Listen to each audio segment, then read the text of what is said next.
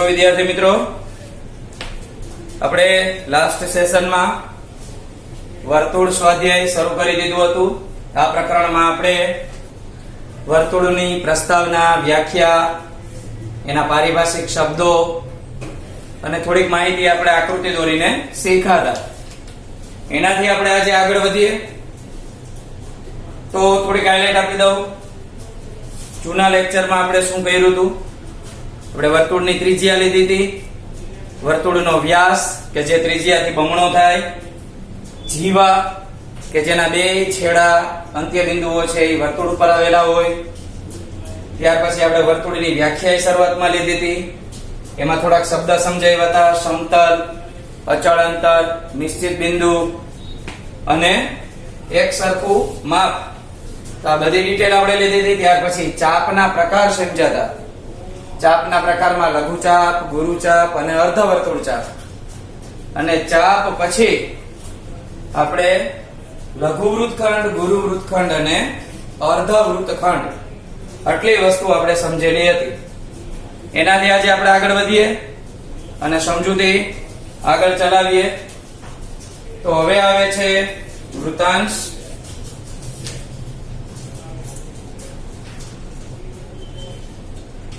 તો આ વૃત્તાંશ કોને કહેવાય એની વિશે આપણે માહિતી લઈ લઈએ. તો સૌથી પહેલા આપણે વર્તુળ દોરી નાખીએ. લગભગ વર્તુળની અંદર મેં અહીંયા દોર્યું હતું એ ટાઈપનું અહીંયા તમને ડિટેલ મળશે. તો સૌથી પહેલા O કેન્દ્ર, અહીંયા O થી A અને O થી B, આટલું આપણે અહીંયા જરૂરી છે. અહીંયા મેં રેખાખંડ AB આ જીવા દોરી નથી, કારણ કે આ આકૃતિમાં એમાં સમજૂતી મેળવવામાં ઉપયોગી નહીં થાય. તો સૌથી પહેલો પ્રકાર આપણે લઈએ વૃત્તાંશનો. તો એને કહેવાય લઘુ વૃત્તાંશ. લઘુ વૃત્તાંશ માટે આપણે ઓલા બિંદુઓ લીધા હતા તે અહીંયા P અને અહીંયા Q. એ બિંદુઓ પણ આમાં આપણે દર્શાવી દઈએ. તો લઘુ વૃત્તાંશ છે એ O થી શરૂ થશે. કે લઘુ વૃત્તાંશ O, A, P અને B. એનો અર્થ એમ થાય કે અહીંયા આગળ જે મેં તમને બ્લુ કલર થી હાઇલાઇટ કરી દીધું એને લઘુ વૃત્તાંશ કહેવાય. હવે આની અંદર લઘુ વૃત્તાંશમાં કોનો કોનો સમાવેશ થાય? તો એક રેખાખંડ OA થાય. રેખાખંડ OA પછી આ ચાપ આવી એટલે અહીંથી O થી A આવ્યા, પછી આ લઘુચાપ લીધી અને B થી O, એટલે કે પાછી બીજી ત્રિજ્યા લેવાની થાય. તો આને યોગ ગણ કહેવાય. યોગ ગણ એટલે આ બધી વસ્તુનો સમૂહ એક સાથે લઈ લેવાનો. તો રેખાખંડ OA, ચાપ APB અને અહીંયા રેખાખંડ OB, આટલી વસ્તુ થાય. અને અહીંયા આનો સિમ્બોલ નાનકડો દોરી નાખીએ કે આ રીતને પીઝાના કટકા જેવો થાય. તો આ આપણે લઘુ વૃત્તાંશ કર્યું કે જેની અંદર આવી આકૃતિ આપણને જોવા મળે. હવે આપણે લઈએ ગુરુ વૃત્તાંશ. તો નંબર 2 ગુરુ વૃત્તાંશ. તો એની અંદર તમને ડિટેલ મળશે આ રીતના ઊંધી. એને હું અત્યારે રેડ માર્કર થી હાઇલાઇટ કરી દઉં તમને. આ થયું ગુરુ વૃત્તાંશ.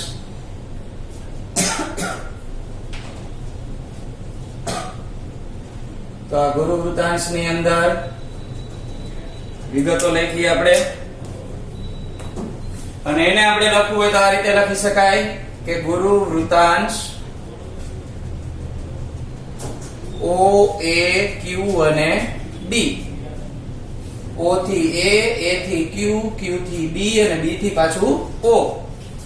તો એના માટે અહીંયા આપણે આમ લખ્યું છે ને એવી રીતે લખવું હોય તો OA, પછી અહીંયા ચાપ લખીએ AQB,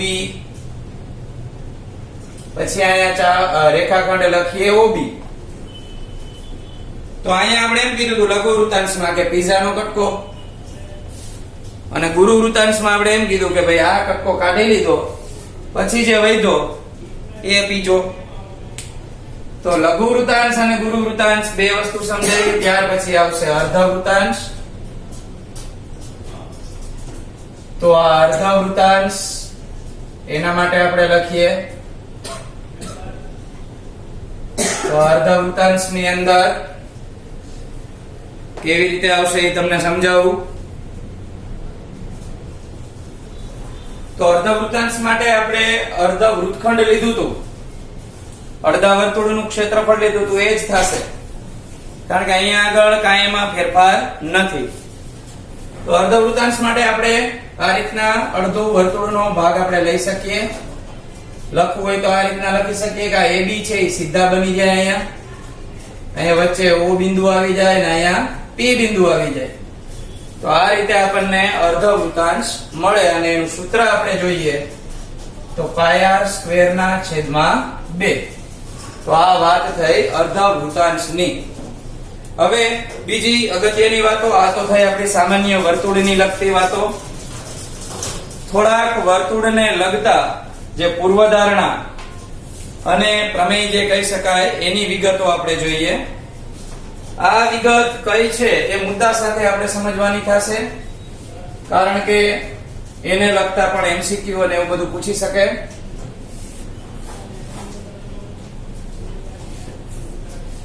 તો આ વિગતોની અંદર પહેલી વિગત આપણે જોઈએ તો એમ કીધું છે કે એક વર્તુળની એકરૂપ જીવાઓ. મુદ્દો આપણે લખી નાખીએ કે વર્તુળની એકરૂપ જીવાઓ, એક જ વર્તુળની એકરૂપ જીવાઓ કેન્દ્ર આગળ એકરૂપ ખૂણાઓ આંતરે છે. કેન્દ્ર આગળ એકરૂપ ખૂણાઓ આંતરે છે. તો આ વિગતમાં શું આવશે એ સમજી લઈએ. વર્તુળની એકરૂપ જીવાઓ, તો પહેલા તો આપણે વર્તુળ દોરી નાખીએ. આ વર્તુળની અંદર બે જીવાઓ એવી દોરવાની કે જે એક સરખા માપની હોય. અત્યારે હું વર્તુળ કઈ માપ લીધા વગર કરું છું એટલે અંદાજિત છે. માની લ્યો કે આપણે બે જીવાઓ લઈ લીધી. અહીંયા હું લખું CD અને અહીંયા હું લખું AB. ફરીથી કહી દઉં કે આ બે વર્તુળની જીવાઓ AB CD દોરી એક જ માપની છે. માની લ્યો કે 5 સેમીની તમે દોરી, તો 5 સેમીની બે જીવાઓ દોરી. આપણે એવું સમજવાનું છે કે આ વર્તુળની એકરૂપ જીવાઓ કેન્દ્ર પાસે, તો અહીંયા હું કેન્દ્ર બનાવું, આ કેન્દ્ર O.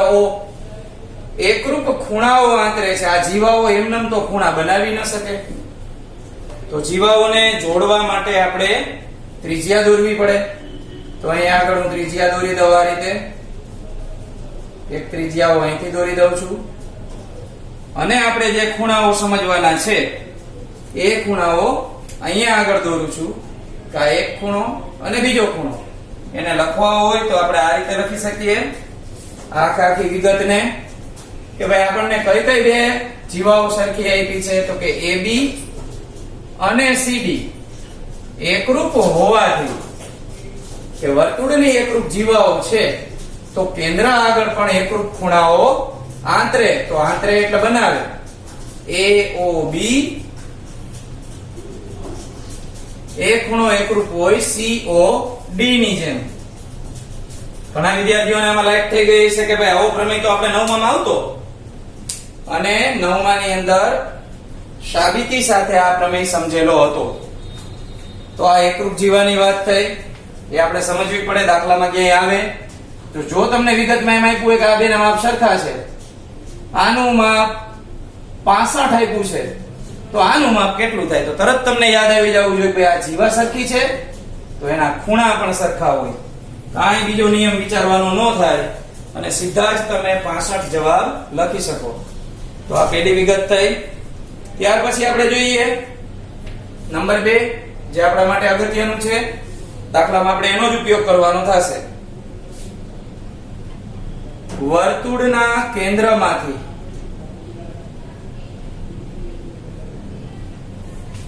પસાર થતી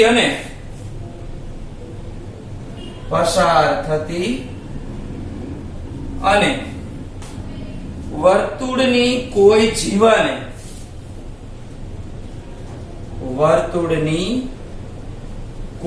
જીવાને લંબ રેખા તે જીવાને દુભાગે છે. લંબ રેખા તે જીવાને દુભાગે છે. તો થોડાક શબ્દો છે એ નવા લાગતા હોય તો આપણે સમજી લઈએ. આ દુભાગે છે એટલે બે સરખા ભાગ કરે છે. તો આકૃતિ દોરીએ પેલા. તો વર્તુળની આકૃતિ. હવે આની અંદર જોઈએ આપણે શું કહેવા માંગે છે. વર્તુળના કેન્દ્રમાંથી પસાર થતી, તો પેલા તો વર્તુળનું કેન્દ્ર બનાવી નાખીએ. એમાંથી આપણે એક રેખા પસાર કરવાની છે અને વર્તુળની કોઈ જીવાને, તો માની લ્યો કે આપણે નીચે જીવા દોરીએ, એનું નામ આપણે આપી દઈએ AB.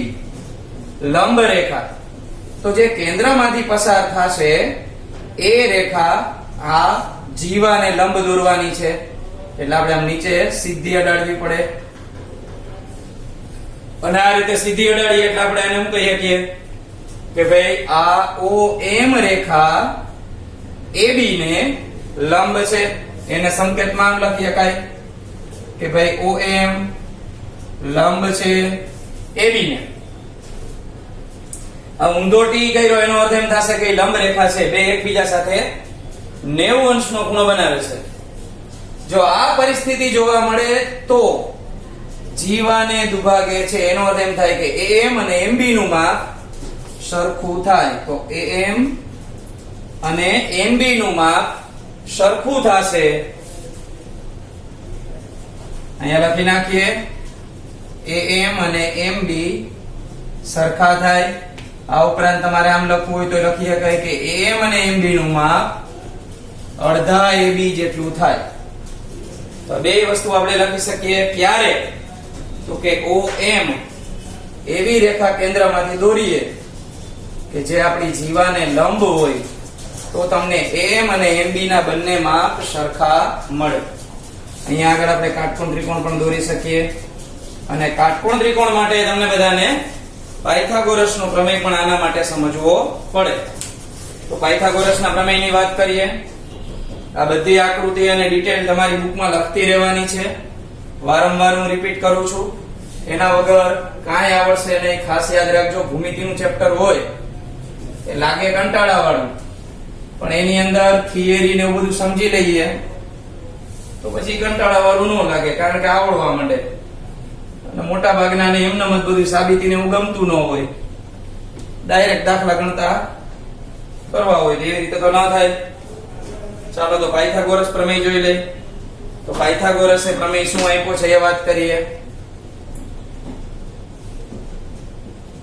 જેટલી વસ્તુ આપણે દાખલામાં ઉપયોગ કરવાની છે એની બધી ડિટેલ અત્યારે હું તમને અગાઉ પહેલા કરાવી દઉં છું. તો પાયથાગોરસે એવું કીધું કે કાટકોણ ત્રિકોણમાં કર્ણનો વર્ગ, કાટકોણ ત્રિકોણમાં કર્ણનો વર્ગ એ કાટખૂણો સમાવતી બે બાજુઓના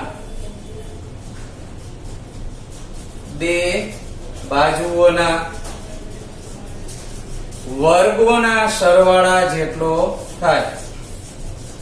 વર્ગોના સરવાળા જેટલો થાય. તો આની માહિતી આપણે જોઈએ. પહેલા તો ત્રિકોણ ફરજિયાત કાટકોણ હોવો જોઈએ. હવે ત્રિકોણના પ્રકાર કઈ સમજાવવાની જરૂર નથી. ત્રણ છે: લઘુકોણ, કાટકોણ અને ગુરુકોણ. એમાંથી કાટકોણ ત્રિકોણ આપણે આ રીતે સીધો દોરીએ. આ કાટકોણ ત્રિકોણ દોરી શકાય. હજી એક કાટકોણ ત્રિકોણ હોય બને, આને કાટકોણ ત્રિકોણ કહી શકાય. તમને એમ લાગે કે આ ક્યાં કાટકોણ ત્રિકોણ લાગે છે, પણ આ બે બાજુઓ વચ્ચે મેં 90 અંશ કરેલા છે. અહીંયા મેં આ બે બાજુઓ વચ્ચે 90 અંશ કરેલા છે, એટલે કે એકબીજાને લંબ છે. આપણે આવું લંબ વિશે તો શીખી ગયા હમણાં. આ DEF આવી રીતે કાટકોણ ત્રિકોણ કોઈ પણ બાજુએ તમને જોવા મળે, આને પણ કાટકોણ ત્રિકોણ કહી શકાય.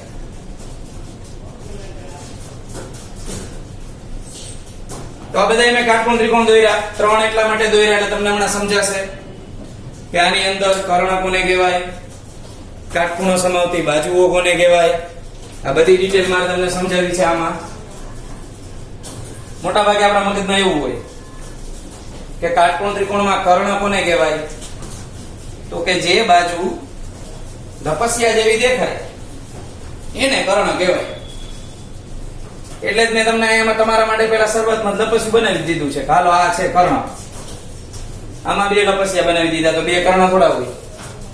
આમાં સીધું છે, લપસ્યું કોને ગણવું, હવે એમાંય મૂંઝવણ થાય. તો કર્ણ કોને કહેવાય એ સમજાવું. જે જગ્યાએ આ રીતે એલ બનતો હોય, બે બાજુઓ 90 અંશ બનાવતી હોય, એ સિવાયની બાજુ વધે એને જ કર્ણ કહેવાય. તો અહીંયા આગળ તમને બતાવું, આ બે કાટખૂણો સમાવતી બાજુ કહેવાય. કાટખૂણો સમાવતી બે બાજુઓ, આને કહેવાય કર્ણ. આમાં મેં નિશાની કરી દીધી છે, આ કાટખૂણાની નિશાની છે. આ બે કાટખૂણો સમાવતી બાજુ કહેવાય તો આને કહેવાય કર્ણ. અહીંયા નીચેની બાજુએ કાટખૂણો સમાવતી બાજુઓ છે તો આમાં આપણે અહીંયા કર્ણ કહીશું. હવે આપણા સૂત્ર મુજબ જોઈએ. કાટકોણ ત્રિકોણમાં કર્ણનો વર્ગ એટલે પહેલા આનો વર્ગ કરું, pr નો વર્ગ. કાટખૂણો સમાવતી આ બે બાજુઓના વર્ગો એટલે આ બેના વર્ગો કરવાના, એના સરવાળા જેટલો થાય તો આ pq નો સ્ક્વેર પ્લસ qr નો સ્ક્વેર. આવું સૂત્ર બને પાયથાગોરસનું, ખાસ યાદ રાખજો. આમાં તો અહીંયા કર્ણ કોણ છે, df. એની અંદર de અને ef ને લેવાના છે, de અને ef. અહીંયા આગળ jl, તો jl નો સ્ક્વેર બરાબર jk નો સ્ક્વેર પ્લસ kl નો સ્ક્વેર. તમને એમ થશે કે ચેપ્ટર તો આપણું વર્તુળ ચાલે છે ને આમાં સાહેબ ત્રિકોણનું સમજાવે છે, પણ વર્તુળના ચેપ્ટરની અંદર હમણાં મેં તમને આગળ ડિટેલ આપી, એની અંદર કાટકોણ ત્રિકોણ બન્યો અને એને લગતા દાખલા આવશે ત્યારે આપણે આ સૂત્ર ખાસ જરૂર થશે. કારણ કે આ ત્રિકોણ આપણે હમણાં વર્તુળની અંદર જોયો, કેન્દ્ર પાસે લંબ રેખાખંડને લીધે બનતો હતો. તો આ વાત થઈ સામાન્ય માહિતી પાયથાગોરસ પ્રમેયની. વર્તુળની વધારાની ડિટેલ છે એ આપણે નેક્સ્ટ લેક્ચરમાં જોશું અને દાખલાઓ શરૂ કરશું ઉદાહરણ સાથે.